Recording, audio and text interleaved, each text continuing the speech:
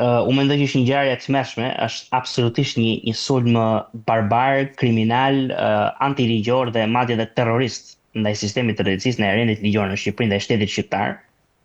Un jam në një farë mënyrë tërmaksur ose indinjuar shumë, nuk po them tërmaksur, po indinjuar nga dy lloje reagimesh. E para ka qenë reagimi i Xhaxhait të vrasit ose të dyshuarit për vrasje, i cili tha që nëse gjykatësi tjetër tha dënon Tim Nip, unë do të bëj të njëjtën gjë me atë, domethënë vijon barbarizmi, vijon vetgjytësia, vijon ky mentaliteti unë ta marr jetën nëse nuk bie dakord me ty.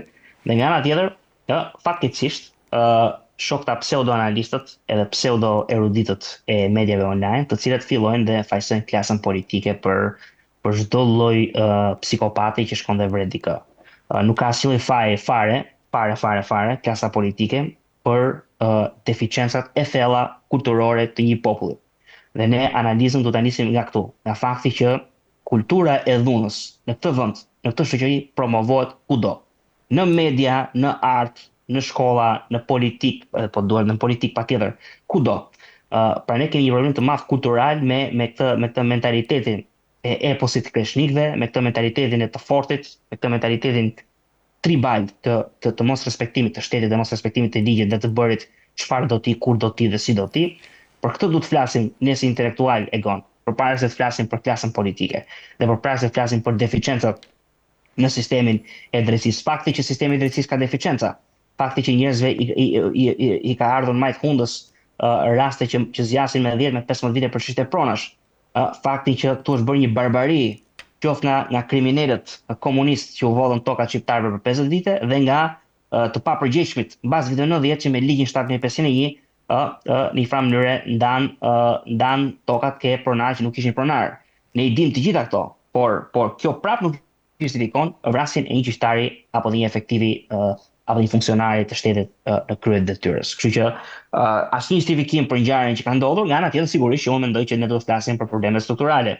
Do të flasim për faktin që nga Bashkia e Shkodrës, konkretisht në këtë rast, është bërë një mishmash. Pra kemi 31 familje, të cilat shtrëhohen në pronë shtetërore, del dikush në 2012 dhe thotë unë i kam të gjitha letrat për të bërë pronar, ai shfall pronar nga Ministria e Financave, i jepet edhe drejta për të para bler apartamentet, ai ble apartamentet me të drejtën ligjore, ndërkohë që banorëve nuk u jep askush asnjë zgjidhje, pra që normalisht kur ti blen apartamentet, ke të ka njohur shtetit të drejtën ligjore, me të drejtë ti ke të drejtën e asaj prone dhe asaj ndërtese që ndërtohet me atë pronë.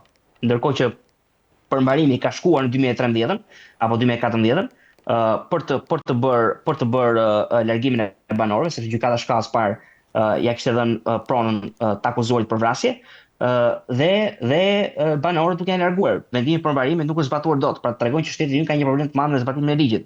Kjo nga gjykata shkallës parë ka vërtetur në apel, dhe në apel ndodhi ajo që ndodhi para 3-4 ditësh. Domethënë, e gjitha kjo në kontekstin e mungesës totale, dhe këtu mund të flasim për politikën, mungesën totale të zgjedhjes politike nga Bashkia e Shkodër, që duhet me dojë mos tu kishte dhënë një zgjidhje aty 31 banorëve. Në momentin kur ka dalë një pronar legjitim, Ministria e Financave thotë është pronar legjitim, gjykata e shkallës parë thotë është pronar legjitim, ka bler ato apartamente, ata njerëz duhet të largohen që aty. Dhe në momentin kur ata largohen që aty, shteti të mos çoj para ke oligarkët edhe ke investitorë strategjik, por parat ti përdori për strehuar edhe 31 banor diku tjetër. Dhe kjo do të ishte zgjidhja. Kjo nuk ka ndodhur dhe sigurisht mungesa e zgjidhjes politike prodhon atë që prodhon dhe gjëja fundet që do të them e gon dhe pastaj do ta lë fjalën ty për të dëgjuar dhe mendimin tënd. Kemi dhe një problem ne këtu me këtë një farë me mosndarjen që ne kemi të shtetit dhe private. Domethënë skaneri nuk punonte.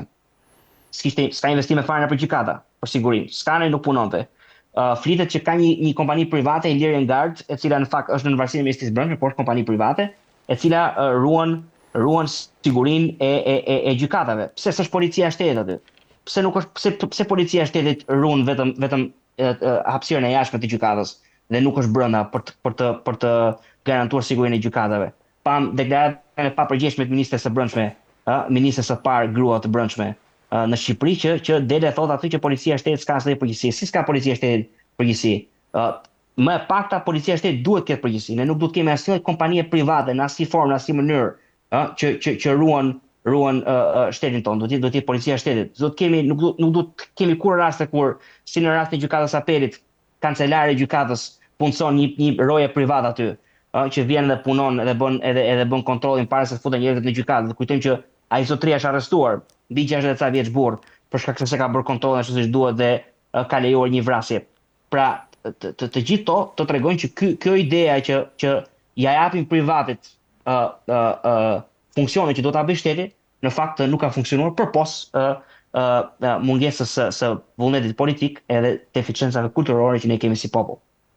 Po, në fakt unë jam në pjesë më të madhe të gjërave jam absolutisht dakord me ty dhe mendoj që realisht ka shkarë nga të gjitha anët si në aspektin shoqëror, kulturor, ekonomik, politik, në çështjet e sigurisë, sa i takon këtij rasti. Kështu që nuk e di nëse mendojnë që është momenti që këtu të ndërmerret një reflektim i thellësparë mbi të gjitha hallkat që përbëjnë këtë dështim që ka sjellë në këtë ngjarje kaq tronditse, apo do të kalohet edhe kjo si gjithë të tjerat me disa, po them, makijazhe të lehta për të vazhduar pastaj të jetojmë ditën tjetër. Unë mendoj që është kjo e dyta, sepse ndryshimet e mëdha vijnë nga rrënjët, nuk vijnë nga gjethja. Domethënë nuk mund të presim dot që politika të bëjë një ndryshim edhe ta përhapë ke pjesa tjetër e shoqërisë. Duhet që vetë shoqëria të ketë një farë zgjimi që këtu nuk ekziston. Si e dim ne këtë që nuk ekziston? Shko në Beograd. Rinia serbe ka një muaj, mos të më shumë, po një muaj të paktën, që ka mbushur sheshet e Beogradit. Në një kohë kur rinia shqiptare shijon Vërmiun dhe Shëngjinën. A nuk është dhe Serbia një autokraci? A nuk është Vučići njëri i korruptuar dhe i akuzuar për lidhje me bandat? Po pse dalin serbët? Kurse ne këtu europianët në thojza nuk dalim? Pra kjo është pyetja që ne do t'i bëjmë vetes. Dhe përgjigja është për 1000 arsye kulturore, antropologjike, kombëtare, ekonomike, historike, nuk ka rëndësi, ne jemi një popull me zero kosciencë komunitare. Zero. Fare, s'kemi asgjë ne. Dhe pa i thritur kokës, pa i thritur mendjes ne, nuk ka për të bërë asgjë në këtë vend. S'ka për të bërë asgjë, sepse dhe politika kur bën ndryshime, kur edhe politikanët, ta shtetarët, kur duan të bëjnë gjëra, normalisht edhe një reformë progresiste, ke të pamundur ta vësh në zbatim në momentin kur njerëzit nuk ta zbatojnë, në momentin kur njerëzit nuk ta implementojnë.